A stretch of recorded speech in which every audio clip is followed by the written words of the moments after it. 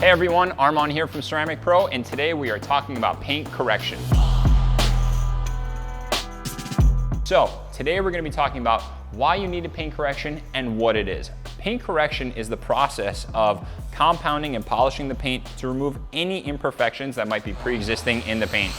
As you can see here, we'll go over the paint, compound and polish it to take out light surface scratches, swirl marks, fallout, and any other imperfections that might be in the paint.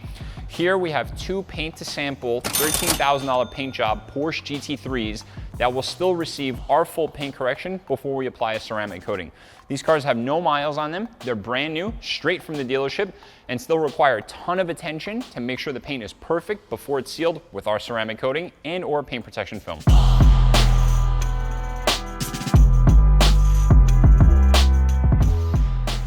Now that you know a little bit more about paint correction and why you need it on a brand new vehicle, please go to ceramicpro.com to find an installer near you.